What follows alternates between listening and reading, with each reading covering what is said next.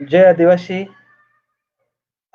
9 August हा आदिवासींच्या जीवनातील एक महत्त्वपूर्ण दिवस आणि या दिवसानिमित्त विविध कार्यक्रमांचं आयोजन संपूर्ण जगभरात मोठ्या प्रमाणात केलं जातं. या दिवसाचंच औचित्य साधून या ठिकाणी आपल्या समोर आज मान्य श्री फुलमन चौधरी साहेब या ठिकाणी या वेबिनारमध्ये सामील झालेले आहेत. त्यांचे विचार आपण ऐकणार आहोत. आंतरराष्ट्रीय पातळीवर विविध प्रकारच्या समस्या आदिवासींना या ठिकाणी भेडसावत आहेत. आणि म्हणूनच आजचा विषय आपला या ठिकाणी आहे international issues of indigenous peoples, म्हणजेच आदिवासींसमोरील आंतरराष्ट्रीय पातळीवरील समस्या. तो आइए चलते हैं हम फुलमन चौधरी की तरफ. उनकी बातें अभी हम सब सुनेंगे. उसके बाद उस पर क्या राय आपकी होती है वो भी हम जानेंगे. तो आइए सुनते हैं श्री फुलमन चौधरी सर. जी धन्यवाद और आप सभी को नमस्कार और जोहार. सबसे पहले मैं आप सभी को अंतर्राष्ट्रीय आदिवासी दिवस के जो उपलक्ष्य में मैं आप सभी को दुनिया का जितने भी आदिवासी हैं उनको मैं शुभकामना देना चाहूँगा. और हम बहुत पहले से 1994 में जब यूनाइटेड नेशन ने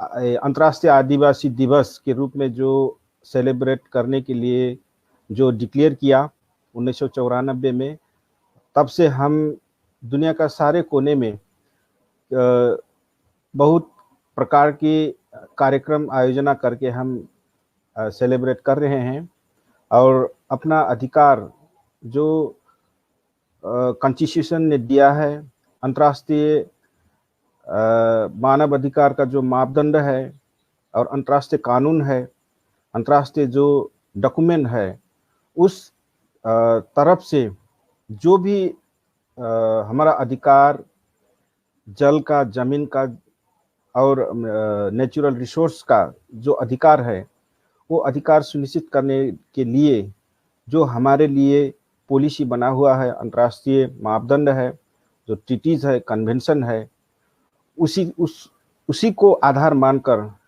दुनिया का सब आदिवासी जनजातियों ने अपना अधिकार के लिए लड़ रहे हैं. और हम अपना वो जो अधिकार है, जो फंडामेंटल राइट है, उसका स्थापित करने के लिए, सुनिश्चित करने के लिए हम United nation permanent forum on indigenous issues जब स्थापित हुआ 2000 में, सन 2000 में, तब से लगातार काम कर रहा है. और मैं on behalf of the UN permanent forum on indigenous issues से मैं ये कहना चाहूँगा कि हम सारा दुनिया का जो आदिवासी हैं,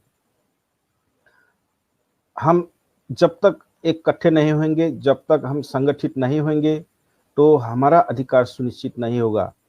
क्योंकि दुनिया का सब आदिवासी जनजातियों का 3-4 बेसिक जो प्रॉब्लम है, जो इशू है, जल, जंगल, जमीन और भाषा का, ये किसी न किसी तरह से ये डिस्ट्रॉय हो रहा है पॉलिसी लेवल से. तो इसका बचाने के लिए हम सारे दुनिया का आदिवासी जनजातियों ने संगठित होकर इसका विरुद्ध में हम इकट्ठे होना चाहिए कि हमारा अधिकार नहीं छीना जाए. तो इसलिए प्रत्येक वर्ष, प्रत्येक साल में अंतर्राष्ट्रीय आदिवासी दिवस के रूप में हम सेलिब्रेट करते हैं, मनाते हैं. तो इस मौका में, इस अवसर में हम अपना जो फंडामेंटल राइट है, बेसिकली जल, जंगल, जमीन का, उसका अधिकार हम किसी भी तरह से स्थापित करना जरूरी है. इसी के लिए हम लड़ रहे हैं. तो मैं ये अंतर्राष्ट्रीय आदिवासी दिवस के जो 9 अगस्त में हम सेलिब्रेट करने जा रहे हैं, इस उपलक्ष्य में फिर भी मैं भारत लगायत सारे दुनिया का आदिवासी जो 370 मिलियन से ज़्यादा हैं, वो आदिवासियों को मैं सभी को शुभकामना देना चाहूँगा, बधाई देना चाहूँगा कि हम सारे दुनिया का आदिवासी एकत्रित हों, संगठित हों और अपना अधिकार के लिए लड़ते रहें। और इस साल की हमारा जो अंतर्राष्ट्रीय आदिवासी दिवस का मुख्य जो थीम है कोविड-19 and resilience of indigenous people, तो इस थीम में हम बहुत किस्म का, बहुत प्रकार का जो कार्यक्रम आयोजना कर रहे हैं।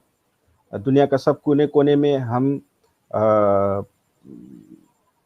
ग्रास रूट लेवल में, रीजनल लेवल में और कंट्री लेवल में और ग्लोबली भी हम प्रोग्राम आयोजना करके हम सेलिब्रेट कर रहे हैं। तो ये आज 1 अगस्त ये भी हमारा शुरुआत है कि 9 अगस्त के लिए हम आदिवासी जनजातियों के अधिकार के सुनिश्चित करने के लिए हम आज 1 अगस्त से शुरू कर रहे हैं कि 9 अगस्त को हम एक मीनिंगफुल सेलिब्रेशन करें, कि दुनिया को कुछ नया संदेश दें कि हम अपना अधिकार के लिए खुद हम लड़ेंगे, खुद अपना अधिकार के लिए संगठित मजबूत बनाएंगे। तो फिर से मैं यही शुभकामना देना चाहूँगा कि हम संगठित होकर अपना अधिकार के लिए मजबूत हों।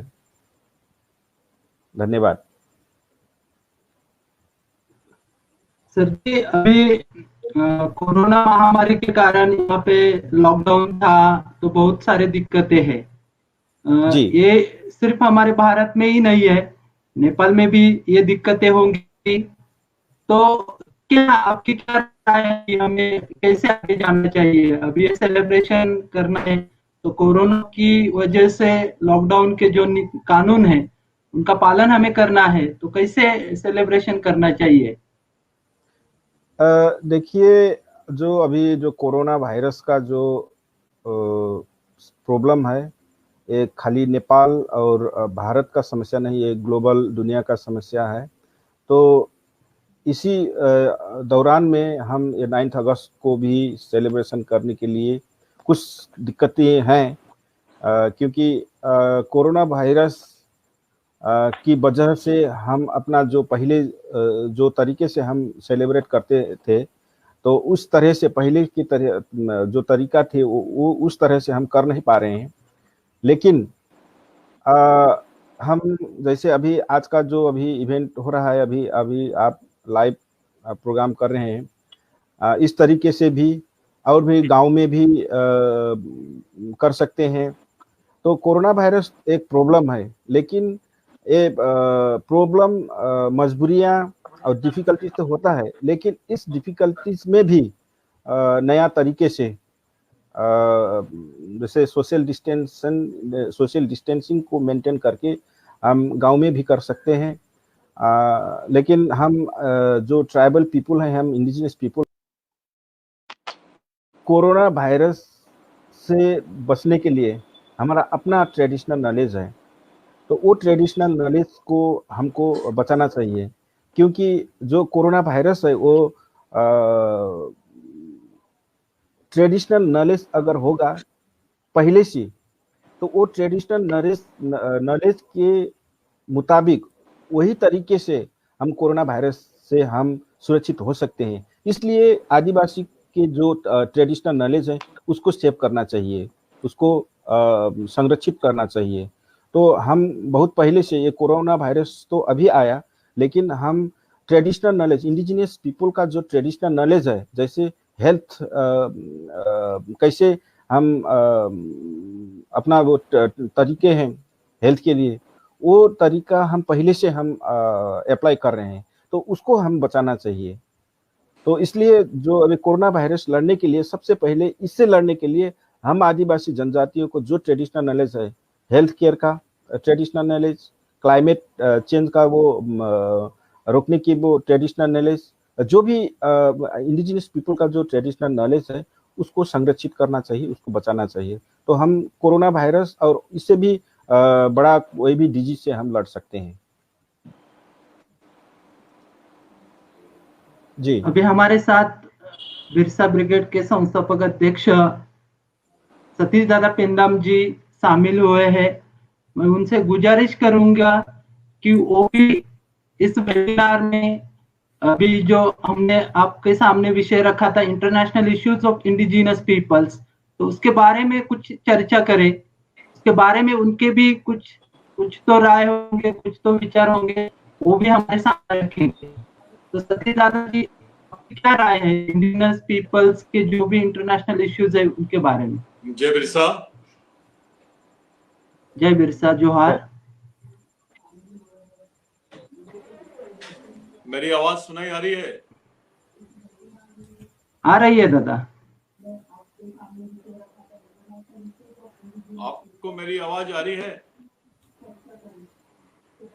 जी सतीश जी, फुलमन जी मैं आवाज आप आ रही है? जी नमस्कार जोहार, आप कैसे हैं? मैं आपको सुन रहा हूँ।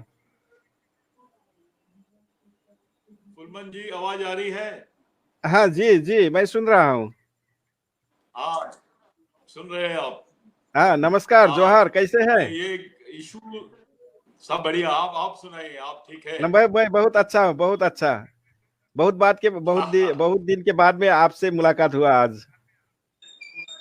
हाँ हाँ। हाँ, लास्ट टाइम हम आप नेपाल, जी अभी नेपाल में हो? जी, मैं नेपाल में, मैं अभी घर पे हूँ। अच्छा, जी मैं ये बोलना चाह रहा था। जी हाँ, मैं ये बोलना चाह रहा था कि भारत के आदिवासियों के बारे में सबसे महत्वपूर्ण बात ये हो जाती है कि जिस देश में आदिवासियों को आइडेंटिफाई नहीं किया गया, जिस देश की सरकार यूनाइटेड नेशंस में बोलती है they are very difficult, there is no adivasi and we can not tell who is adivasi, it is very difficult to identify. तो ऐसा कंफ्यूजिंग स्टेटमेंट जो जाता है यूनाइटेड नेशंस में भारत सरकार का, ऐसी स्थिति में यहाँ के आदिवासियों का आदिवासी दिवस मनाना और आदिवासी करके उनकी जो आइडेंटिटी है उसको नहीं मानना, ये दोनों बातें बड़ी इंपॉर्टेंट हो गई हमारे लिए। तो मुझे एक बात बताइए कि यूनाइटेड नेशंस में ये इशू डिस्कशन में कैसे जाएगा? जी बहुत अच्छा सवाल किए आप सतीश जी। मैं ये कहना चाहूँगा कि जैसे भारत भी यूनाइटेड नेशन का मेंबर स्टेट है। बिल्कुल।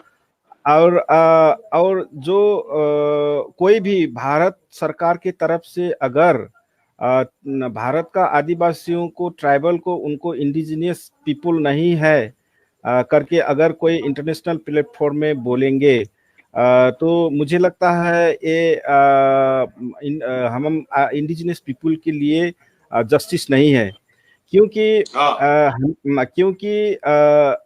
इंडिजिनियस पीपल को, जैसे आपका संविधान में, भारत का कॉन्स्टिट्यूशन में इंडिजिनियस पीपल कह के इंडिकेट नहीं किया है। 5th शेड्यूल, 6th शेड्यूल करके इंडिकेट किया है।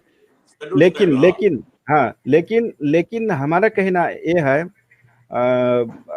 UN permanent forum on indigenous issues की तरफ से मैं ये कहना चाहूँगा कि जितने भी यूनाइटेड नेशन का जो मेंबर हैं, तो उनको हम 2018 में 2018 में जो हमारा जो एनुअल सेशन होता है न्यूयॉर्क में, यूएन हेडक्वार्टर न्यूयॉर्क में एनुअल सेशन होता है, तो वो एनुअल सेशन में 2018 में हम यूएन का मेंबर स्टेट को हम पार्टिकुलरली हम रिकमेंड किए हैं कि यूनाइटेड नेशन का जो 193 जो मेंबर स्टेट है वो आईएलओ कन्वेंशन 169 को एडप्ट करना चाहिए, रेटिफाई करना चाहिए। हम ऑफिशियली रिकमेंडेशन दिए हैं। तो भारत सरकार को भी हम रिक्वेस्ट करते हैं कि आईएलओ कन्वेंशन 169 में जो लिखा हुआ है उसी तरफ से भारत का वो जो ट्राइबल है उनको इंडिजिनियस पीपुल करके रिकॉग्नाइज करना चाहिए। क्योंकि हम 2018 में हम रिकमेंडेशन कर चुके हैं। तो इसलिए मैं फिर भी भारत सरकार को ये कहना चाहूँगा कि भारत सरकार इंडिजिनियस पीपुल करके आइडेंटिफाई रेटिफाई करना चाहिए, रिकॉग्नाइज करना चाहिए। और मैं ये भी कहना चाहूंगा कि भारत सरकार को आईएलओ कन्वेंशन 169 को रेटिफाई करना चाहिए। हम क्योंकि दो साल पहले हम ऑफिशियली मेंबर स्टेट को हम रिकमेंड कर चुके हैं, तो इसलिए आईएलओ कन्वेंशन 169 को अगर भारत सरकार रेटिफाई करेगा तो इंडिजिनियस पीपुल का जो इंटरनेशनल एक जो फ्रेमवर्क है, जो इंटरनेशनल कन्वेंशन है वो आईएलओ 169, तो इससे मतलब इंश्योर होगा कि इंडिजिनियस पीपुल करना चाहिए, मेंबर स्टेट को उसको मानना चाहिए। ये हमारा ऑफिशियली हमारा कहना है। कुलमन भाई, इसमें एक हमारे सामने दो टाइप की सिचुएशन आई है जी कि इंडियन कॉन्स्टिट्यूशन में जी आदिवासियों को डिफाइन करने के लिए एक लीगल टर्मिनोलॉजी यूज की गई है जिसको शेड्यूल ट्राइब बोलते हैं। जी जी दो यानी एक समूह को, ग्रुप ऑफ पीपल को आइडेंटिफाई करने के लिए, उनको लीगल फ्रेम में रखने के लिए एक टर्मिनोलॉजी यूज की गई है, वो है शेड्यूल ट्राइब। लेकिन it is the utilization of term scheduled tribe is to identify the people, those who are Adivasis. जो आदिवासी है उनको परिभाषित करने के लिए शेड्यूल ट्राइब की टर्मिनोलॉजी को यूज किया गया है, पहला। और भारत का जो सुप्रीम कोर्ट है उसने अपने कई साइटेशंस में ये बात डायरेक्टली बोल चुका है कि आदिवासी ही भारत के मूल निवासी है। They are the indigenous and first citizens of India.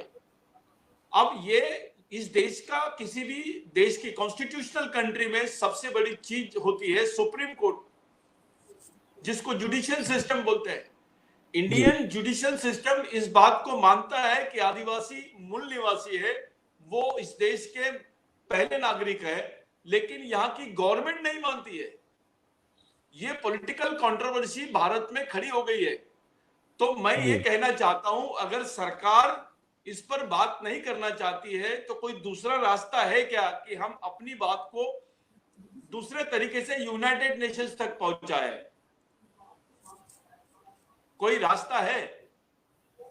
अगर सरकार नहीं चाहती है तो, क्योंकि सरकार इसलिए नहीं चाहती, ये सरकार का एजेंडा हिंदू भारत का है।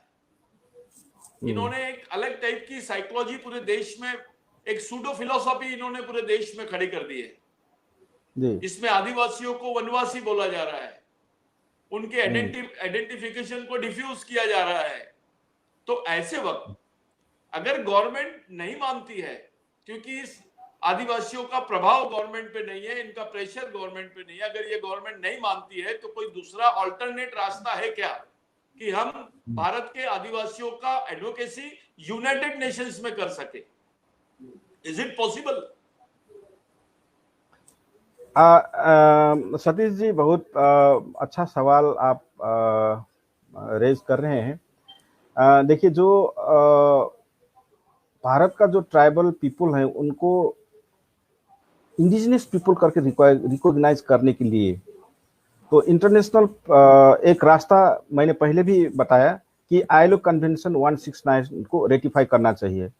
क्योंकि अगर आईएलओ कन्वेंशन 169 में रेटिफाई भारत सरकार करेगा तो वो सारे जितने भी आप जुडिकल जो प्रोविजन आप बता रहे हैं कि सुप्रीम कोर्ट का जो भी बात है, जो डिसीजन है, तो जितने भी डोमेस्टिक लॉ जितने भी है भारत का कि ट्राइबल पीपुल के लिए, तो वो डोमेस्टिक लॉ ये जो आईएलओ कन्वेंशन 169 के मुताबिक उसको रेटिफाई करना चाहिए। तो क्योंकि इंडिजिनियस पीपुल के लिए एक ही कन्वेंशन है, वो 169 है, वो आईएलओ 169। तो मैंने पहले भी बताया कि अगर इंडिजिनियस पीपुल को कोई भी टर्मिनोलॉजी यूज करके उनको कोई शेड्यूल या फिफ्थ शेड्यूल कास्ट कहेंगे या ट्राइब कहेंगे, जो भी कहेंगे, टर्मिनोलॉजी जो भी हो जाए, लेकिन international terminology indigenous people, indigenous, तो आईएलओ कन्वेंशन ये डिस्क्राइब करता है कि क्लियरली डिस्क्राइब किया है कि इंडिजिनियस पीपुल करना चाहिए। तो आईएलओ कन्वेंशन का यही है उसका व्याख्या, इसका डिस्क्रिप्शन यही है कि इंडिजिनियस पीपुल। तो इसीलिए मैं भारत सरकार के मैं फिर भी रिक्वेस्ट करना चाहूंगा कि अगर आईएलओ कन्वेंशन 169 को अगर रेटिफाई होगा तो इंडिजिनियस पीपुल का ट्राइबल, भारत का ट्राइबल पीपुल को जो भी राइट्स है, जंगल का, जमीन का, नेचुरल रिसोर्स का, जो भी राइट्स हो वो इंश्योर होगा। देखिए तो मैं जी एक क्वेश्चन हमारे सामने क्वेश्चन ये आ रहा है जी कि अभी जो भी भारत की इकोनॉमी है जी वो ट्राइबल लैंड पे डिपेंड हो गई है। जितना एफडीआई का पैसा है, जितनी फॉरेन इन्वेस्टमेंट है, या जितने मल्टीनेशनल्स कंपनी है, जितने कैपिटलिस्ट लोग हैं, ये लोग सब ट्राइबल लैंड पे इन्वेस्टमेंट करना चाह रहे हैं और इनका पूरा जो बिजनेस है वो ट्राइबल लैंड पे एग्जिस्ट कर रहा है। ये जब तक के आदिवासियों की जल जमीन जंगल का वो नहीं करेंगे, दोहन नहीं करेंगे, जब तक कि उसका एक्सप्लॉइटेशन नहीं करेंगे, ये बिजनेस नहीं कर पाएंगे। ये स्थिति है अभी। ये जो इंडियन इकोनॉमी है यहाँ आके खड़ी हो गई।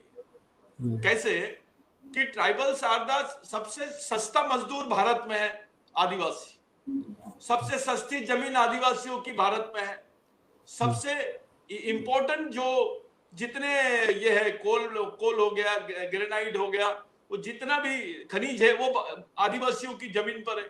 सबसे ज्यादा जंगल आदिवासियों के क्षेत्रों में है।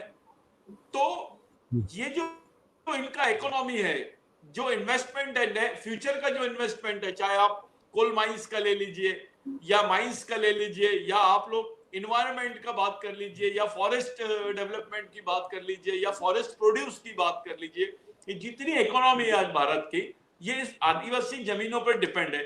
अब भारत सरकार के बीच में एक पॉलिसी ऐसी चल रही है कि अगर आदिवासियों को डिफाइन कर दिए इंटरनेशनल लेवल पे, अगर उनको इंडिजिनियस राइट्स मिल जाते भारत में, तो इन लोगों का बिजनेस रिस्ट्रिक्ट होगा। वो इंडियन कॉन्स्टिट्यूशन में 5th शेड्यूल 6th शेड्यूल होने के बावजूद उसको इम्प्लीमेंटेशन नहीं किया इन्होंने। After 60 years of Indian democracy, constitutional democracy, no implementation had done on the 6th schedule and 5th schedule and extra rights of tribes. No compensation has given to the tribes, those who are indigenous people of this land. अब problem ऐसा हो रहा है कि आप तो बोल रहे हैं कि भारत सरकार ये बात मानना चाहिए, 169 को उन्होंने रेक्टिफाई करना चाहिए, लेकिन ये नहीं करेंगे। ऐसी स्थिति में हमने क्या करना? हमको कोई इंटरनेशनल लेवल से दूसरे कंट्रीज के ट्राइब का मदद मिलेगा क्या? बिल्कुल सतीश जी, सबसे पहले मैं ये कहना चाहूंगा कि आपने जो जमीन का जो लैंड ग्रैबिंग का, लैंड कैप्चरिंग का जो प्रॉब्लम आप बताए, भारत का जो प्रॉब्लम, तो वो सरकार से हो रहा है। तो ये एक इंटरनेशनली आप देखेंगे तो जल, जंगल और जमीन ये कॉमन प्रॉब्लम है आदिवासियों के लिए। क्योंकि कोई भी देश में, जितने भी अभी दुनिया में 70 से अधिक कंट्री में इंडिजिनस पीपल हैं, तो उनको 70 से ज्यादा जो कंट्री में जो इंडिजिनस पीपल है उनका प्रॉब्लम देखेंगे तो यही है, जल, जंगल, जमीन। और जल, जंगल, जमीन जो इंडिजिनस पीपल का जो डायरेक्ट अपना लाइवलीहुड का कनेक्शन है, तो वही कनेक्शन गवर्नमेंट से कैप्चर हो रहा है। वो कंट्रोलिंग पावर गवर्नमेंट से हो रहा है। तो ये सबसे बड़ी समस्या यही है। तो अभी हमारा कहना भी यही है कि यूएन परमानेंट फोरम के तरफ से मैं फिर भी ये कहना चाहूंगा कि जो जल, जंगल, जमीन का जब तक हम अग्र अधिकार जो आईएलओ कन्वेंशन ने जो इंश्योर किया है, और यूएन में UN declaration on rights of indigenous people जो है, जो इंश्योर किया है, तो इसको हम इफेक्टिव इम्प्लीमेंटेशन जब तक हम नहीं कर पाएंगे तो जल, जंगल, जमीन ये गवर्नमेंट से कंट्रोल में रहेगा। तो हमारा लड़ाई यही है। अभी आप बोल रहे हैं कि भारत का ये प्रॉब्लम बता रहे हैं, लेकिन ये दुनिया का आदिवासियों का ये प्रॉब्लम है।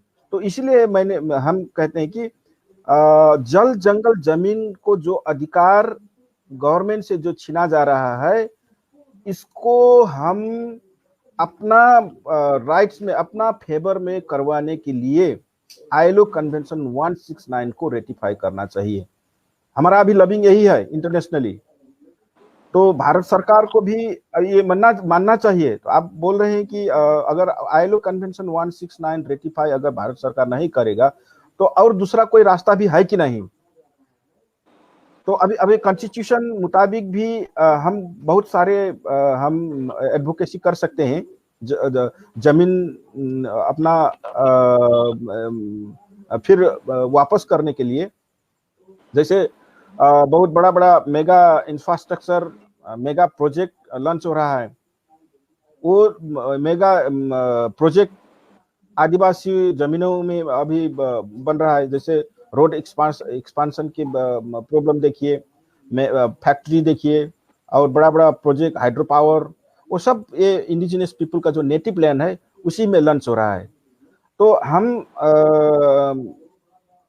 मेंबर स्टेट को यही बोलना चाहेंगे कि यूएनडीपी, जो UN declaration on rights of indigenous people, और आईएलओ कन्वेंशन 169 और फ्री प्रायर इन्फॉर्म कंसेंट, आपका मालूम हुआ FPIC, free prior inform consent, किसी भी कोई भी प्रोजेक्ट या कोई भी फैक्ट्री या कोई रोड एक्सपांशन करना है, तो अगर आदिवासी जनजातियों का वहां जमीन है तो उनका पूर्व स्वीकृति लेना जरूरी है। तो ये इंटरनेशनल एक फ्रेमवर्क है। तो इसको epic free prior inform consent भी यूएन का मेंबर स्टेट को उनको पालना करना चाहिए। तो अभी मैं देखता हूँ तीन रास्ता है, यूएनडीपी, आईएलओ कन्वेंशन 169 और एपिक, इसको पालना करना चाहिए। अगर ये पालना होगा तो हम अपना राइट इंश्योर कर सकते हैं।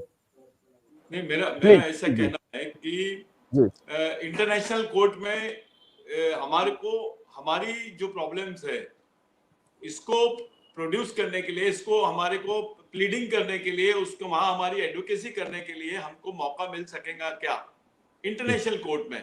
क्यों नहीं ऐसा आप प्रोसेस, जैसे कोई अगर इश्यू, जैसे हमारा अपना राइट इंश्योर करवाने के लिए हमारा कॉन्स्टिट्यूशन मुताबिक होना चाहिए, हम डिमांड करते हैं। लेकिन अगर अपना जो कंट्री लेवल का डोमेस्टिक लॉ, डोमेस्टिक पॉलिसी और कॉन्स्टिट्यूशन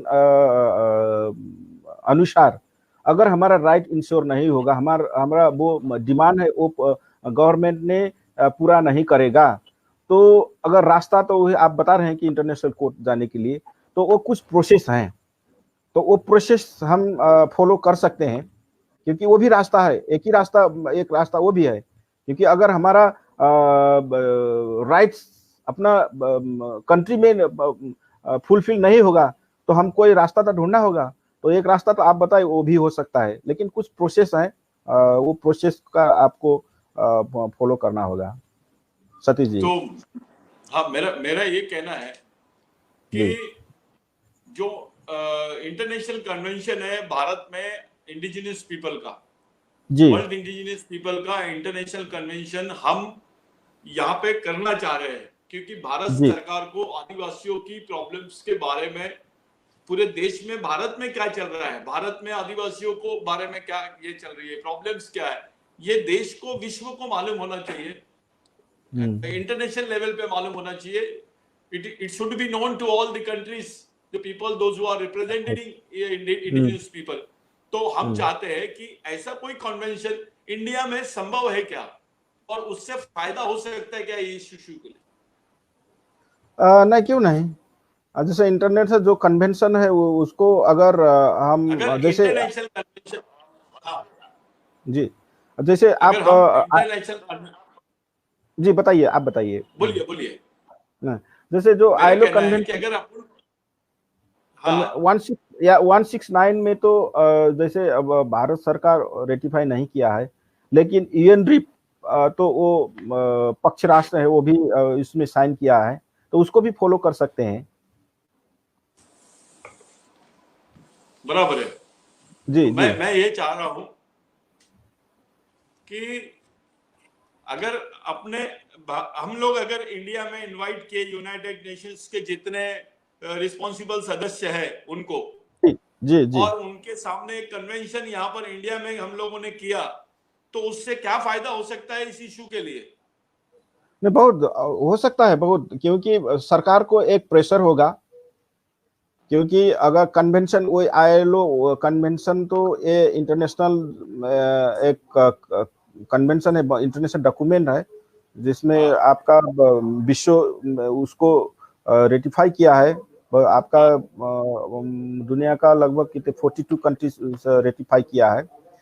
तो आप देखेंगे जिस देश में आईएलओ कन्वेंशन 169 में वो लागू हुआ है, उनका राइट्स को आप देखेंगे तो बहुत सारे जल जंगल जमीन का जो राइट्स है वो इंश्योर कुछ है।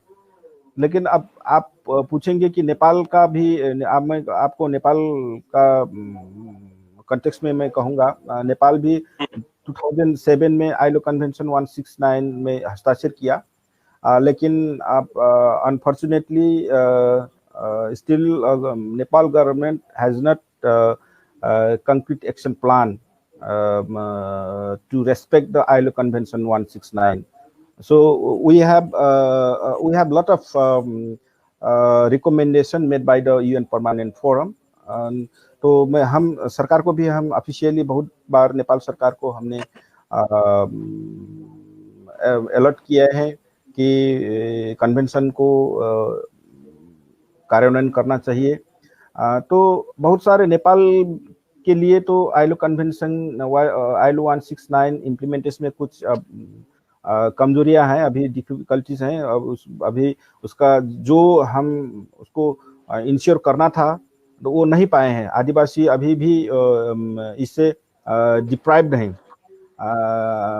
लेकिन और भी कंट्री में आप देखेंगे, जैसे नॉर्वे में देखेंगे, अभी वो आपका आईएलओ कन्वेंशन रेटिफाई 30 साल पहले रेटिफाई किया था नॉर्वे ने।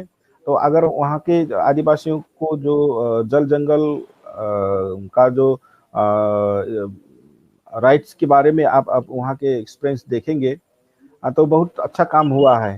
तो लेकिन इसलिए अगर आईएलओ कन्वेंशन 169 भारत में भी लागू होगा, भारत सरकार ने उसको रेटिफाई किया है, करेगा, तो मुझे लगता है जो भी इश्यू है, जो भी जल का, जंगल का, जमीन का जो प्रॉब्लम है, बहुत सारे उसको को सुनिश्चित हो सकता है। मेरा मानना यह है सतीश जी। तो इसलिए मैं कहता हूँ कि अगर भारत में भी इसका कोई अभियान चलाएंगे, आप कैंपेनिंग करेंगे कि यूएनरिप का इम्प्लीमेंटेशन करने के लिए और आईएलओ कन्वेंशन 169 को इम्प्लीमेंटेशन रेटिफाई करने के लिए भारत सरकार को आप प्रेशर करेंगे, तो मुझे लगता है ट्राइबल पीपुल को बहुत अच्छा होगा।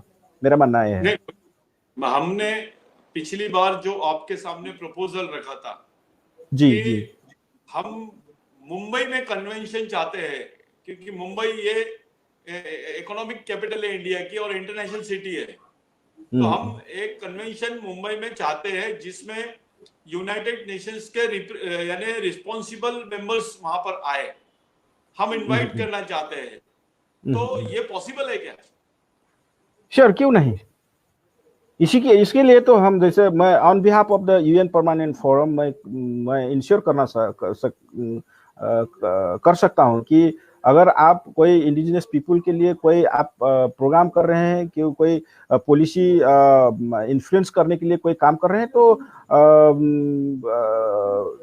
यूएन का एजेंसी और भी इंडिजिनस पीपुल के लिए काम करने के लिए जितने भी इंटरनेशनल एजेंसी है, गवर्नमेंट है, वो आ सकते हैं, हम कर सकते हैं। मुझे लगता है ये आप अगर ऑर्गेनाइज करेंगे तो ये संभव है। हम लोग उसके लिए तैयारी कर रहे हैं। जी जी। और आपका उसमें हमको साथ लगेगा। ठीक है। हम यही चाहते हैं कि हम गवर्नमेंट को प्रेशर कैसे कर सकते हैं। जैसे आप और हम मिलकर, जैसे अभी तो भारत में तो एक ही दिक्कत है कि आईएलओ कन्वेंशन 169 रेटिफाई नहीं हुआ है, तो यही रेटिफाई करवाने के लिए और यूएनरिप कार्यान्वयन करवाने के लिए हम कुछ कैंपेनिंग कर सकते हैं। तो इसके लिए मैं यूएन परमानेंट फोरम की तरफ से मैं तो आप इनवाइट कीजिए, हम आ सकते हैं आपका प्रोग्राम में। नहीं, हम चाह रहे हैं कि जी। जितने कितने देशों के रिप्रेजेंटेटिव्स और यूएन के जितने रिप्रेजेंटेटिव्स पॉसिबल रिस्पॉन्सिबल रिप्रेजेंटेटिव्स यहाँ पर आए और उनके सामने हम यहाँ बात रखें। प्रेसिडेंट ऑफ इंडिया को भी यहाँ कॉल करना चाह रहे हैं, उन्हीं को यहाँ पे कॉल करना चाह रहे हैं। उसका कारण ऐसा है कि भारत में 169 इंप्लीमेंट करने के लिए, उसको रेक्टिफाई करने के लिए अगर आदिवासी आंदोलन करता है तो उनके आंदोलन को ये लोग गैर संवैधानिक घोषित कर देते हैं। नॉन कॉन्स्टिट्यूशनल बात करते हैं। अभी UN declaration for indigenous peoples rights का जो है वो एजेंडे पे अगर आदिवासी आंदोलन करेगा भारत में तो वो भी इंटरनेशनल हो जाएगा अभी, क्योंकि भारत का रिप्रेजेंटेशन, इंडिया का जो रिप्रेजेंटेशन यूनाइटेड नेशंस में गया है वो उसके अगेंस्ट में हो जाएगा। नहीं सतीश जी, ऐसा है नहीं, ऐसा है जैसे अपना राइट्स के लिए कैंपेनिंग करना वो भी हमारा राइट है। जैसे आप कह रहे हैं कि अगर हम आईएलओ कन्वेंशन रेटिफाई करवाने के लिए, यूएन रिप इम्प्लीमेंटेशन करवाने के लिए अगर हम कैंपेनिंग करेंगे तो गवर्नमेंट उस सपोर्ट नहीं करेगा, गवर्नमेंट उस हमारा अगेंस्ट में जाएगा जो बोल रहे हैं। लेकिन जो हमारा राइट्स है, जो हमारा कॉन्स्टिट्यूशन में, इंटरनेशनल पॉलिसी में, इंटरनेशनल ह्यूमन राइट फ्रेमवर्क में, इंटरनेशनल जो ह्यूमन राइट इंस्ट्रूमेंट है, उस मुताबिक हमारा अपना राइट्स को कैंपेनिंग करने के लिए वो हमारा राइट है। जैसे आप अपना राइट्स के लिए कैंपेनिंग करने के लिए आपका राइट है ना, तो इसके हमारा राइट, अगर हमारा राइट खुद एबीज होगा तो हम कैसे बर्दाश्त कर सकते हैं? देखिए, तो इसलिए मैं कह सकता हूँ हमारा अपना राइट्स के लिए लड़ना तो हमारा राइट्स है। तो इसमें गवर्नमेंट हमारा इश्यू को, हमारा प्रॉब्लम को एड्रेस करना चाहिए। चौधरी जी, जितना लोगों का इंटरनेशनल फंडिंग आता है भारत में, जितना एनजीओ है जिनको यूनाइटेड नेशंस और बाकी वर्ल्ड बैंक से या यूनिसेफ से ये जो पैसा आता है, वो जितनी ऑर्गेनाइजेशन से एनजीओ, 90% ऑर्गेनाइजेशन ये जो है ये गैर आदिवासियों की है, जो आदिवासी नहीं है और उनके कंट्रोल में है। जस्ट दे आर यूटिलाइजिंग वो फंड को यूटिलाइज करना चाहते हैं, डिमांड नहीं बढ़ाना चाहते, डिमांड को या आदिवासी प्रॉब्लम्स को वो बात नहीं करना चाहते हैं। They have made it as a business. ये बिजनेस हो गया है भारत में, ये उद्योग हो गया है, ये एनजीओ जो है ये उद्योग हो गया है कि जितने लोग हैं कुछ पैसा लाते हैं, जमा करते हैं, 2 रिप्रेजेंटेटिव भेज देते हैं उनको वहां पर जिनेवा, और वो लोग पिकनिक मना के आ जाते हैं वहां से। उनको बात करने का कुछ नहीं है। जब तक के इंडिया गवर्नमेंट का रिकॉग्निशन नहीं रहेगा उस बात को, वो कैसे एक्सेप्ट हो गए? तो यहाँ प्रॉब्लम हम फेस कर रहे हैं। ये बहुत बड़ा प्रॉब्लम है सतीश जी, क्योंकि जैसे आप बोल रहे हैं कि non indigenous organisation, non indigenous people, जो इंडिजिनियस पीपल के लिए जो फंडिंग, इंटरनेशनल फंडिंग अपना फेवर में यूज करते हैं, लेकिन वो इंडिजिनियस पीपल के फेवर में नहीं होता है। ये प्रॉब्लम है, बहुत बड़ा प्रॉब्लम है, ये इंटरनेशनली प्रॉब्लम। तो ये मैकेनिज्म है, इसका तोड़ना चाहिए, इसको डिस्ट्रॉय करना चाहिए। मैं कहता हूँ जैसे इंडिजिनियस पीपल के लिए बहुत सारे फंडिंग आता है, लेकिन वो अपना फेवर में काम करते हैं। मैं भी बहुत इंटरनेशनल प्लेटफॉर्म में मैं बोला हूँ कि ये नहीं होना चाहिए। इसको, ये जो कल्चर है, जो संस्कार, जो सिस्टम बन गया है, इसका तोड़ना है।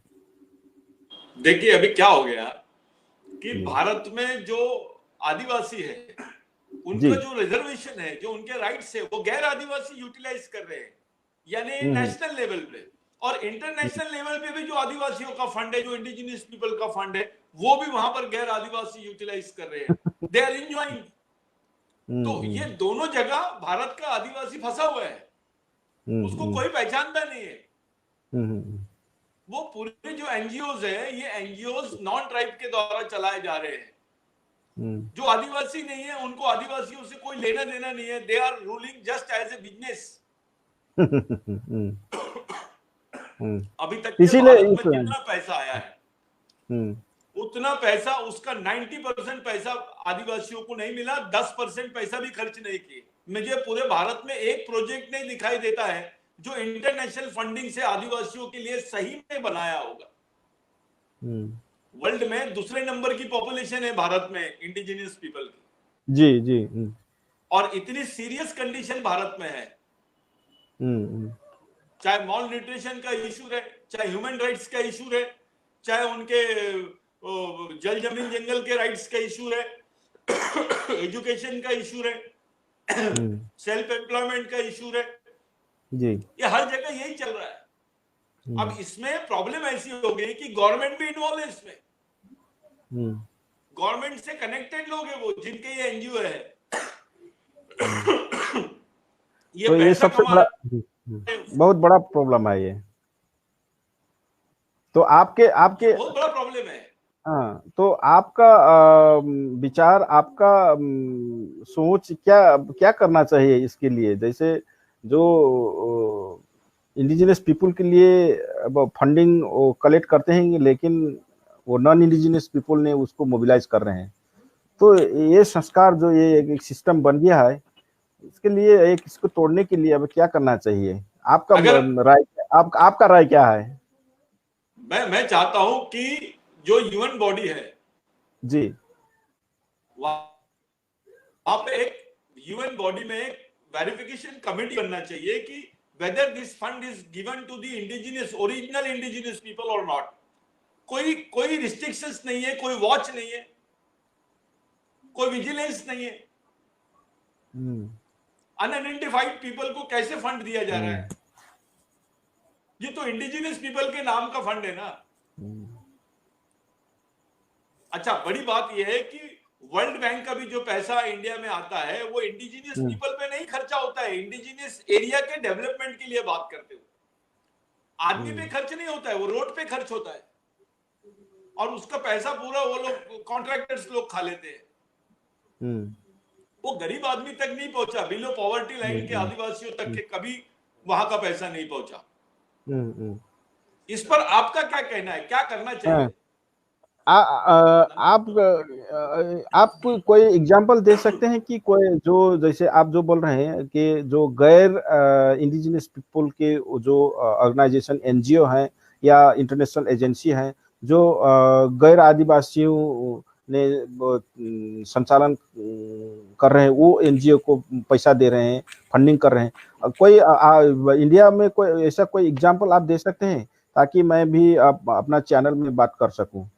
मैं आपको हजारों उदाहरण दे सकता हूं। देयर आर अच्छा, thousands of examples there in India. तो ये तो बहुत सीरियस केस है। हम देना चाहते हैं तो आप एक कर सकते हैं, मेरे को ईमेल भेजिएगा कि जो इंडिजिनियस पीपल को के लिए काम करने के लिए जो फंडिंग लाते हैं, लेकिन वो मोबिलाइज गैर इंडिजिनियस पीपल ने वो मोबिलाइज कर रहे हैं, या इंटरनेशनल एजेंसी भी हो सकता है, जो भी एक, अगर आप मुझे लिस्ट भेज सकते हैं। नहीं, ये कॉन्फिडेंशियल है, मैं दे दूंगा आपको। हाँ ठीक है, हाँ, वो तो हाँ, क्योंकि नहीं, ये सीरियस केस भी है ये तो। जैसे जिसके लिए काम करना चाहिए, जिसको राइट्स के जिस कम्युनिटी के लिए काम करना चाहिए, वही कम्युनिटी का लीड हुआ एनजीओ चाहिए या कोई भी सोशल ऑर्गेनाइजेशन होना चाहिए। तो जिसका इश्यू उसी ने लीड करना चाहिए और उसी को फंडिंग करना चाहिए। तो मेरा कहना यही है, अगर इंडिजिनियस पीपल का ऑर्गेनाइजेशन तो कोई बात नहीं, कोई दिक्कत नहीं, नो प्रॉब्लम, कोई भी इंटरनेशनल एजेंसी उसको दे सकते हैं। लेकिन अगर इंडिजिनियस पीपल का अगेंस्ट में अगर कोई सोशल ऑर्गेनाइजेशन काम करता है तो बर्दाश्त नहीं होगा। तो उसके लिए और दूसरा कैंपेनिंग भी करना होगा। अच्छा, मुझे एक बात थोड़ा और कंफर्म करना था जी, कि इंटरनेशनल कोर्ट में जाने के लिए क्या रास्ता कौन सा है, किस टाइप से हम जा सकते हैं? What is the way for going towards international court? No, there are a lot of procedure you have to follow as per your constitution and as per your issue. क्योंकि अब इंटरनेशनल कोर्ट तो जैसे अगर आपका domestic mechanism ने आपको सब reject कर दिया, आपका डिमांड, अपना जो राइट, जो इशू आप रेज कर रहे हैं, वो सब आपका डोमेस्टिक लॉ, डोमेस्टिक गवर्नमेंट का जो मैकेनिज्म है उसने सब रिजेक्ट कर दिया, तो उसके बाद में आप उसका दूसरा रास्ता ढूंढेंगे। तो इसमें बहुत सारे प्रोसेस हैं। अब मैं आपको लिंक भेज सकता हूँ। अगर जैसे आप कोई इश्यू है, कोई सीरियस इश्यू है, तो आप जो आपका भारत में उसको एड्रेस नहीं हो रहा है, तो उसको सॉल्व करने के लिए, रास्ता के लिए, जो आप बोल रहे हैं कि इंटरनेशनल जो कोर्ट है उसका कुछ प्रोसेस है, बहुत लंबा प्रोसेस है। तो उसका मैं आपको भेज सकता हूँ। और इसी में काम जो कर रहे हैं, जो इस मैकेनिज्म में जो लिंक हुए हुए, जो इन्वॉल्व है, उनसे भी मैं आपको कोऑर्डिनेशन कर सकता हूँ। नहीं, अभी क्या हो गया है, भारत में सुप्रीम कोर्ट में भारत के करीब करीब 20 लाख आदिवासियों के लैंड का जो केस है, यानी उनका जो लैंड का क्लेम है, जो उनका एंसेस्टर लैंड है, जो फॉरेस्ट लैंड पर उनका जो अधिकार है, उसका क्लेम पर एक केस चल रहा है भारत में सुप्रीम कोर्ट में। और अभी सुप्रीम कोर्ट ने उसके एंटी जजमेंट दिया है। जी। तो हम लोग अगर सुप्रीम कोर्ट में हार जाते हैं तो हम इंटरनेशनल कोर्ट में जा सकेंगे क्या? हाँ, कुछ प्रोसीजर है। आप कोई लॉयर को आप से इसका राय सुझाव ले सकते हैं। जैसे आपका जो डोमेस्टिक लॉयर, इंटरनेशनल लॉयर से भी आप राय ले सकते हैं। अगर जैसे अब वो तो रास्ता तो वही है, अगर आपका रास्ता आपका सॉल्यूशन यहाँ नहीं हुआ, तो उसको लिए सॉल्यूशन तो वही है। तो इसका जो टेक्निकल जो प्रोसीजर है, उसके लिए तो आपका लॉयर को से क्या कहते हैं, आपको कंसल्ट करना होगा। अच्छा, एक टेक्निकल क्वेश्चन मुझे पूछना है कि कोई देश का इंटरनेशनल, कोई देश का इंडिजिनियस ऑर्गेनाइजेशन या वो देश भारत के आदिवासियों की समस्या के बारे में यूनाइटेड नेशंस में बोल सकता है क्या? हाँ, जरूर बोल सकता है, क्यों नहीं। तो फिर आप नेपाल से इस चीज को, भारत के आदिवासियों का रिप्रेजेंटेशन कर सकोगे क्या? इश्यू को हाँ, हम बोल सकते हैं। जैसे भारत के कोई भी इश्यू है, जैसे जो भी इश्यू है, उनको मैं बोल सकता हूं अपना प्लेटफॉर्म में। क्योंकि जो लोगों को जिन लोगों को यूनाइटेड नेशंस में भारत सरकार भेजती है वो आदिवासी नहीं होते। हाँ। आदिवासी तो एनजीओ के थ्रू जाते हैं।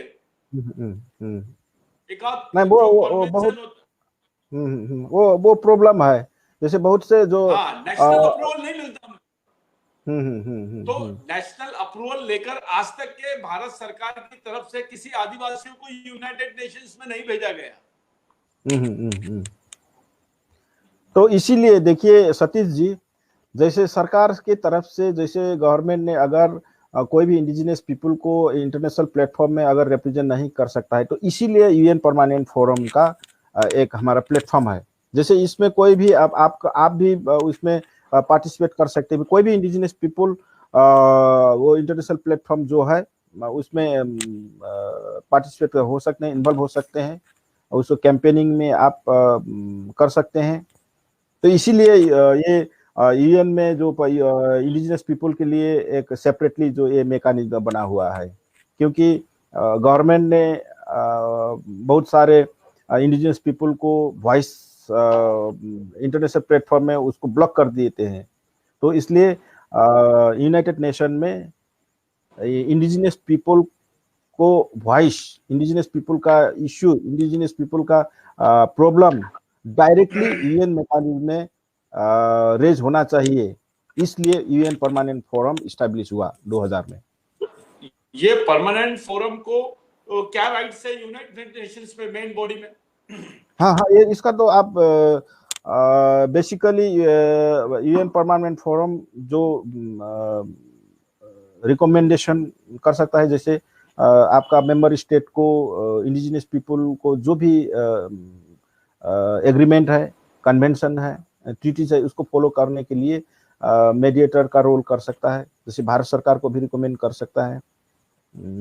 और इंडिजिनस पीपल को वॉइस, जी, इंडिजिनस पीपल को वॉइस आपका वो परमानेंट फोरम प्लेटफॉर्म में रेज कर सकता है। तो ये भारत सरकार और यूनाइटेड नेशंस के बीच में मध्यस्थता कर सकता है क्या? मिडिएटरी कर जी सकते जी, हैं? जरूर जरूर जरूर जरूर जरूर।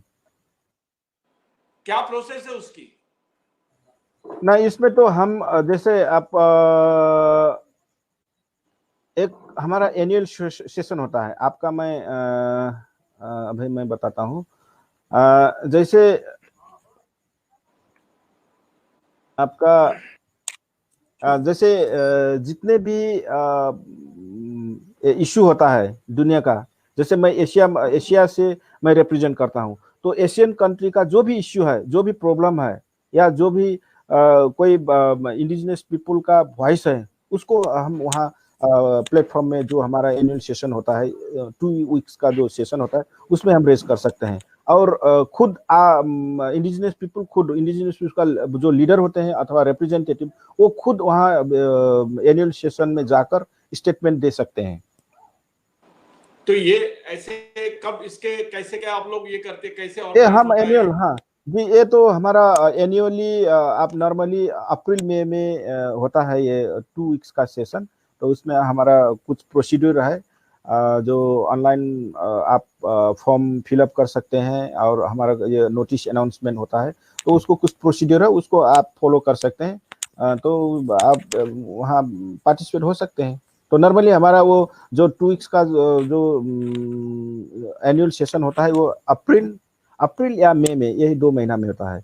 लेकिन इस साल जो कोरोना वायरस के वजह से इस साल हमारा 2020 का जो एनुअल सेशन था वो पोस्टपोन हो गया। हमारा कोई भी इंटरनेशनल जो भी वर्कशॉप, सेमिनार, ट्रेनिंग था, वो सब पोस्टपोन हो गया। तो हमारा 2020 का आपका एनुअल सेशन अब 2021 में होगा। 21 में होगा। हाँ, तो आप 2021 के लिए आप उसमें आप पार्टिसिपेट हो सकते हैं। नहीं, हम पार्टिसिपेट तो करेंगे, हम चाहते भी है कि जी प्रॉपर जी लोग वहां पर जाके कुछ बात रखे। ये बहुत जी सेंसिटिव जी इशू है।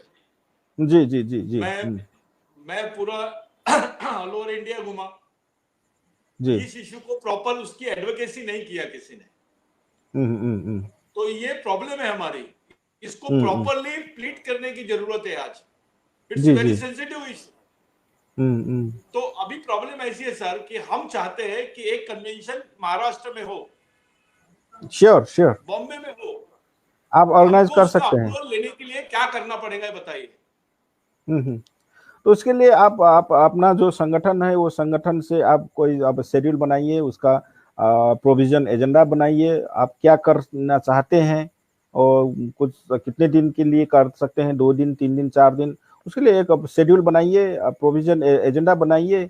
उसमें एजेंडा क्या क्या होगा, कॉन्फ्रेंस का एजेंडा क्या होगा, वो सब आप तय कीजिए, आप कर सकते हैं। उसका वो कॉन्फ्रेंस में कौन आएगा, जैसे गवर्नमेंट से आएगा, और मेंबर स्टेट का लीडर आएंगे, और सारे और कंट्री का भी रिप्रेजेंटेटिव आएंगे। तो इस तरह आप शेड्यूल बनाइए, वो हो सकता है। तो ये जो एशिया के अलावा जो अफ्रीकन कंट्रीज है, वहां के भी रिप्रेजेंटेटिव पॉसिबली आ सकते हैं क्या? श्योर श्योर, क्यों नहीं, क्यों, आप इनवाइट करेंगे तो क्यों नहीं आ सकते हैं, आ सकते हैं जरूर। जैसे आप इनवाइट कीजिए, जैसे मैं आपको वो आपको आइडिया दूंगा, आपको कोऑर्डिनेशन करने के लिए मैं आपको हेल्प करूंगा। जैसे अफ्रीकन रीजन का, जैसे मैं एशिया से रिप्रेजेंट करता हूँ, अफ्रीका से हैं, आपका यूरोप से हैं, लैटिन अमेरिका से, अमेरिका से हैं, रशियन फेडरेशन से हैं। तो उनको कोई भी आप 2-4 जो दूसरा रीजन से आप मेंबर को, जो परमानेंट फोरम का जो रिप्रेजेंटेटिव है, उनको आप इनवाइट कर सकते हैं। हमारे वो चेयर हैं, चेयर को अब आप इनवाइट कर सकते हैं। हम आ सकते हैं कि वो उसमें कोई दिक्कत नहीं है, लेकिन अब थोड़ा शेड्यूल क्या है वो देखना होगा, लेकिन अच्छा, इसमें है इंटरनेशनल कोर्ट के कुछ जजेस को हम लोग इनवाइट करना चाहते हैं, is it possible? Sure sure आप कर सकते, लेकिन अब हाँ वो थोड़ा उनका थोड़ा इनविटेशन और उसका प्रोसेस अब क्या है वो देखना होगा। उनको भी हाँ हाँ बुला सकते हैं, लेकिन उसका प्रोसेस आप क्या है वो जानना जरूरी होगा। हम chief justice of India, chief the president of India, state the representative, CMs and all responsible personalities जो भारत सरकार में है, उन जी लोगों जी को भी जी हम उसमें कॉल करना चाहते हैं, क्योंकि भारत जी में जी आदिवासियों की आइडेंटिटी का प्रश्न भारत का सबसे सेंसिटिव प्रश्न है। जी जी जी ये एक हमारी दूसरी आजादी की लड़ाई है। ये जी जी जी अनआइडेंटिफाइड है। डेमोक्रेसी में अनआइडेंटिफाइड होना यानी बहुत बड़ा इनसिक्योरिटी है। हम्म। और इतनी बड़ी डेमोक्रेसी में अनआइडेंटिफाइड, वो भी आदिवासी। जी जी कुछ दिन के बाद कौन आदिवासी है ये पहचानेंगे नहीं भारत में। जी ये डॉक्टर अंबेडकर, जयपाल सिंह मुंडा, ये जितना भी लोग थे, नेहरू जी, ये ऐसे जिन लोगों ने इंडिजिनियस पीपल के बारे में बात रखी, अब हमारे पास कोई ये नहीं है। ये जनरेशन कंफ्यूज है, ये डरी हुई जनरेशन है आदिवासियों की। वर्ल्ड में सबसे ज्यादा एट्रोसिटीज आदिवासियों पे भारत में होती है। वर्ल्ड में सबसे ज्यादा डिस्प्लेसमेंट आदिवासियों का भारत में होता है। वर्ल्ड में सबसे ज्यादा पॉवर्टी इंडिया में है आदिवासियों में। जी जी सबसे क्रिटिकल प्रॉब्लम है। हम्म आदिवासी क्षेत्रों की हालत देख लीजिए, यहाँ पैरामिलिट्री फोर्सेस है, पुलिस नहीं है। हम्म जो आदिवासी क्षेत्र है, जो जंगली क्षेत्र है, जहां लोगों के बदन पे कपड़े नहीं है, दे आर नॉट हैविंग, ये जो कपड़े हैं वो भी उनको पहनने के नसीब नहीं होते हैं। उन लोग इतने गरीब है कि घास का झोपड़ा बना के रहते हैं। वहां पे बीएसएफ है, वहां पे पुलिस थाना नहीं, वहां लाइब्रेरी नहीं, उनके लिए खाने को कोई ये नहीं, लेकिन वहां पुलिस है। जी ये स्थिति है देश के। 80% जो ट्राइबल बेल्ट है वहां पर पैरामिलिट्री फोर्सेस लगी। अच्छा जी जी ये बहुत सीरियस कंडीशन है। हम्म एक ऐसा महसूस होता है कि भारत में भारत सरकार और आदिवासियों का युद्ध चल रहा है, सिविल वॉर।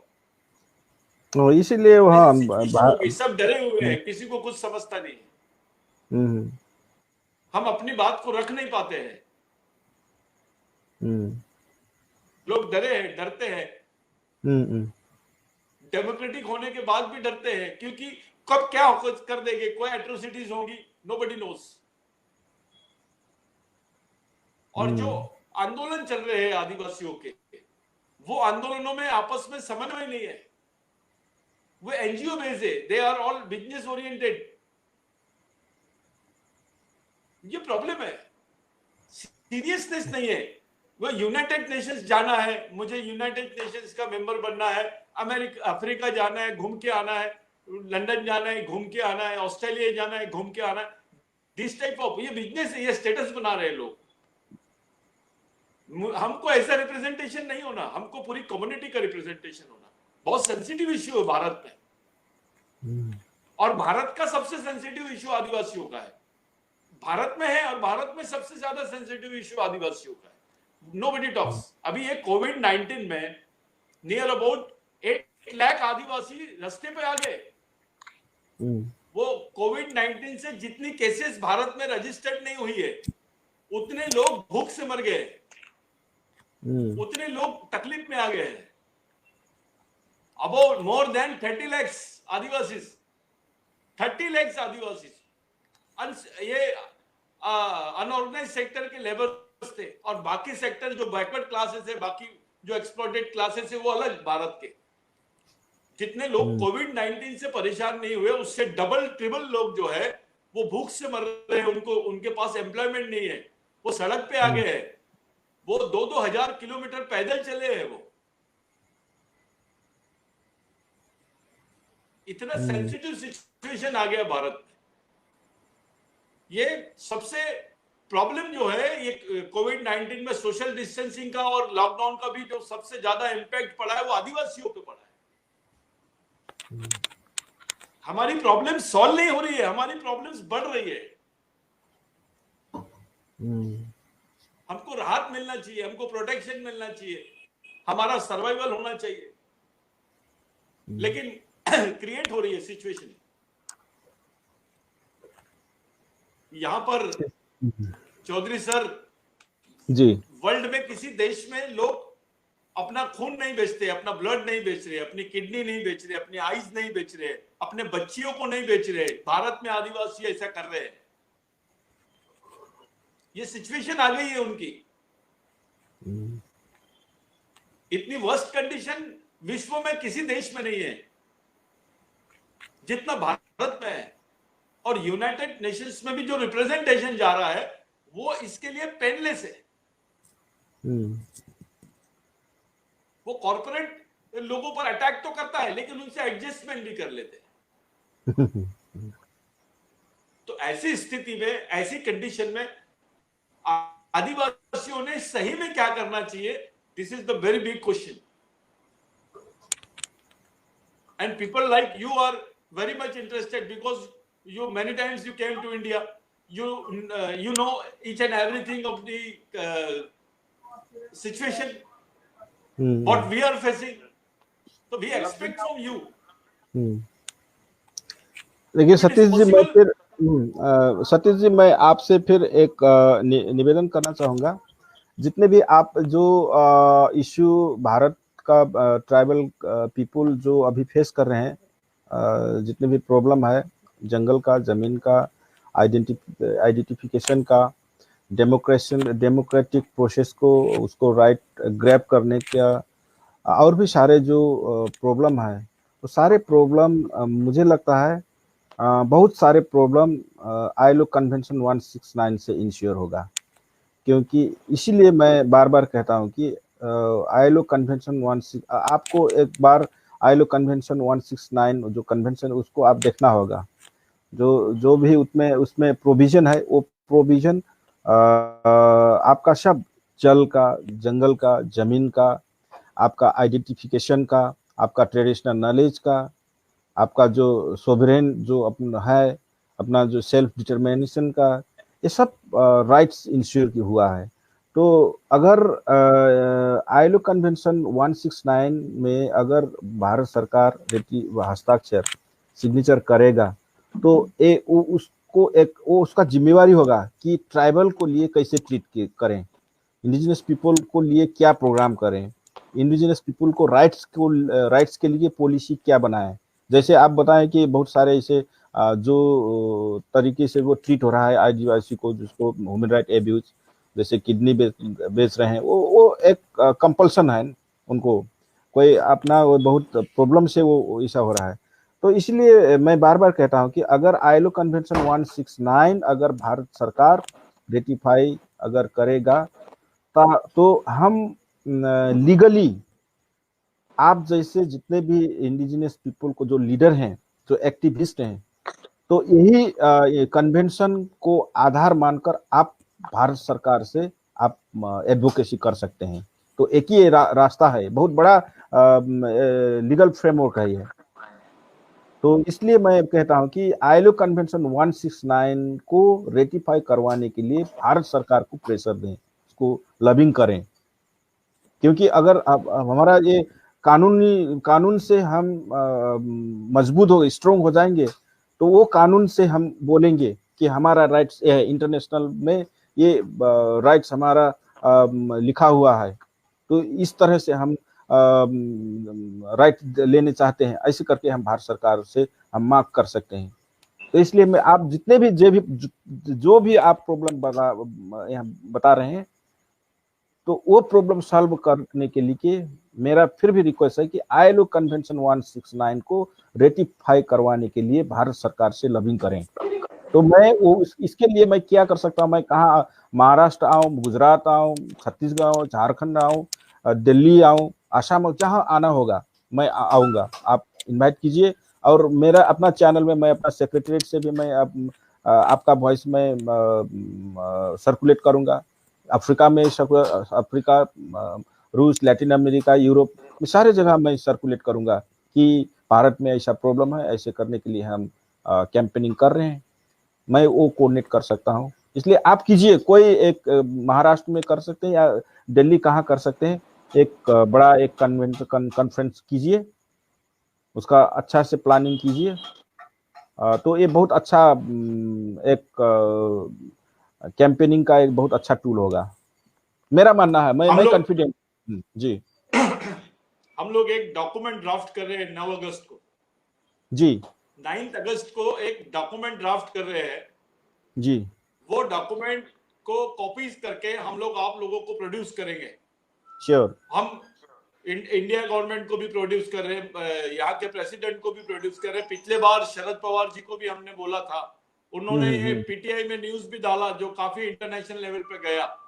जी, तो हम जी। चाहते हैं वो डॉक्यूमेंट, उसका डॉक्यूमेंटेशन करके हम आपको दे तो आप सेक्रेटरी और बाकी ऊपर तक के पहुंचाए। हाँ, मैं वो हाँ फॉरवर्ड कर सकता हूँ, श्योर। तो मैं ये कर सकता हूँ। 9 अगस्त को हम टारगेट करते हैं। It will be the first deputation of Indian indigenous tribes the, to the, president of India, president of UN and indigenous peoples forum के लिए। अगर आप इतना वो कम्युनिकेट करवा देंगे तो बेस्ट होगा।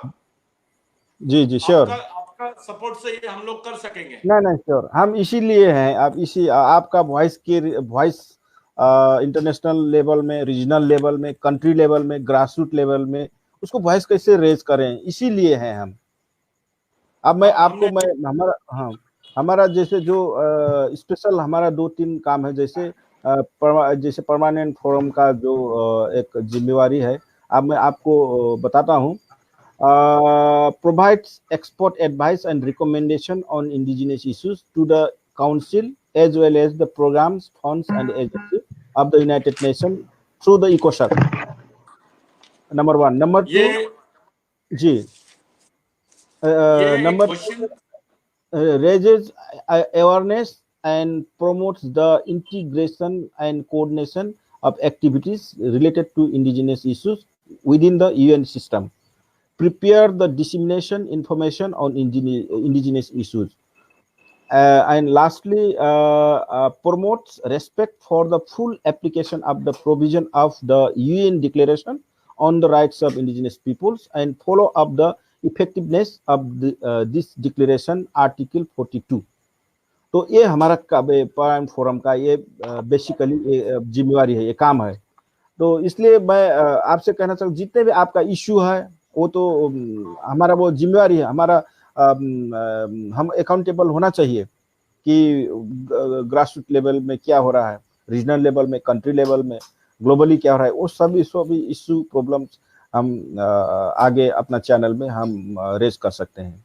तो आप मुझे आप जितने भी कोई भी डॉक्यूमेंट हो आपसे, आपके पास indigenous related to the indigenous people, जो भी इश्यू हो, प्रॉब्लम हो, कोई भी पॉलिसी लेवल का कोई बातें हो, वो आप मुझे फॉरवर्ड कर सकते हैं। तो इसी तरह हम आगे सर्कुलेट कर सकते हैं। ये हमारा आपसे रिक्वेस्ट है कि ये जो आईएलओ कन्वेंशन 169 का जो बेस है वो बेस थोड़ा सा ये इस पर फेसबुक पे आपके थ्रू पब्लिश कीजिए उसको। श्योर। हाँ, वो ठीक कीजिए। हाँ, वो मैं कर सकता हूँ, श्योर।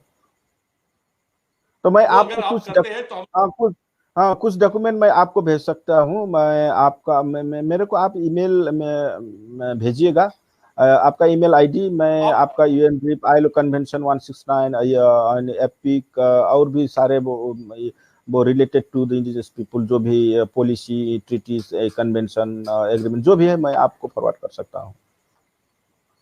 ये अब हम रेक्टिफाई करने के लिए बोलते हैं, आईएलओ कन्वेंशन 169 का एक डेपुटेशन हम लोग गवर्नमेंट ऑफ इंडिया को देते हैं। जी। तो उसका एक बेस ड्राफ्ट आप हमको बना के भेज दीजिए। श्योर। उसके प्रोविजंस और एक ड्राफ्टिंग करने के लिए हमको जो लगे, हमको मदद मिले, जी for the advocacy which will be helpful for us to make an advocacy before the government of India. ठीक। मैं आपको वो डॉक्यूमेंट मैं भेज सकता हूँ, मैं आपको डॉक्यूमेंट भेजूंगा। तो इस 9 अगस्त को हम लोग आदिवासी विचार मंच, बिरसा ब्रिगेड और जी self respect movement of indigenous people ji के थ्रू पूरा इंडिया में एक बहुत बड़ा ये कर रहे हैं, हम कैंपेनिंग कर रहे हैं। आप लोगों को एक मदद हमारे लोगों की चाहिए, यही आपसे अपील जी करते हैं। Sure sure. ओके सर, ठीक है, बहुत अच्छे बातें हुआ।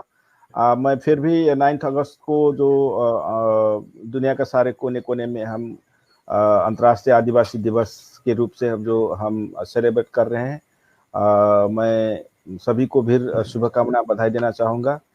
जो कोरोना वायरस है उसका वजह से हम फिजिकली पार्टिसिपेट हो नहीं सक रहे हैं, लेकिन वर्चुअली हम अपना आइडिया एक्सपीरियंस हम शेयर कर सकते हैं। मैं भारत का जितने भी आदिवासी ट्राइबल पीपल हैं या इंडिजिनस पीपल, मैं तो इंडिजिनस पीपल कहता हूं क्योंकि भारत सरकार अभी इंडिजिनस पीपल करके ये रिकॉग्नाइज नहीं किया है, लेकिन मैं इंडिजिनस पीपल बोलता हूं। मैं फिर भी भारत को जितने भी इंडिजिनस पीपल हैं उनका अधिकार, उनका राइट्स इंश्योर होना चाहिए। आप ये कोरोना वायरस से लड़ने के लिए वो क्षमता अभिवृद्ध होए, आप सुरक्षित बैठे और ये कोरोना वायरस लगाए जो भी बड़े बड़े जो डिजास्टर हैं, वो बड़ा बड़ा जो रोग हैं, उनसे लड़ने की क्षमता बढ़ाने के लिए हम अपना आदिवासी का जो ट्रेडिशनल नॉलेज है, हेल्थ केयर का जो सिस्टम है हमारा आदिवासी का, उसको प्रमोट करना चाहिए, उसको सेव करना चाहिए, उसको संवर्धन करना चाहिए। मैं यही कहना चाहूँगा।